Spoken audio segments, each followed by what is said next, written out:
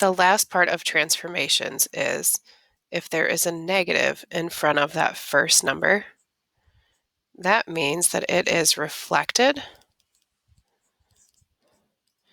or sometimes you'll see flipped over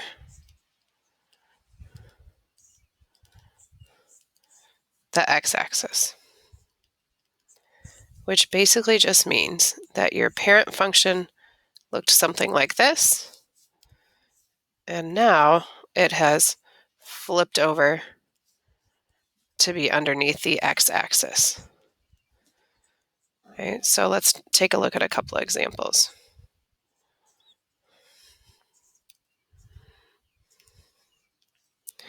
So if we have y equals negative 2x plus 4 squared minus 5, and we want to describe all the transformations, I always go in order from left to right. So I stop here first and say it is flipped over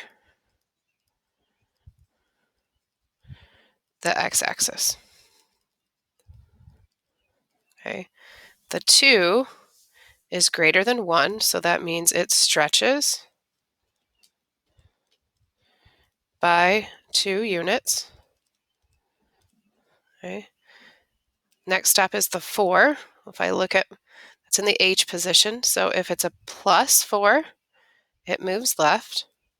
We say it moves or shifts left 4 units. And my last stop is the number that's in the K position. So since it's minus 5, minus means that it moves down or shifts down 5.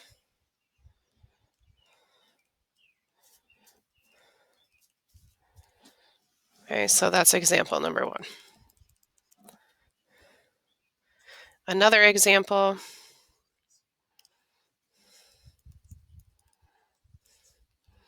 let's say y equals negative 1/2 x minus 2 squared plus 10. Right? Again, we're going to start from left to right. So that negative means it flipped over or it reflected over the x-axis. Okay, my next step is the number half. Well, half is less than 1, so that means it shrinks. It shrinks by a half. Okay. My next step is the negative 2, which is in the H position. So that if it's negative, that means it moves right.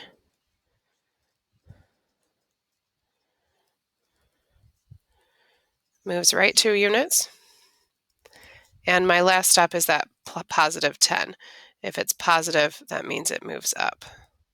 So you can say moves or shifts up 10 units.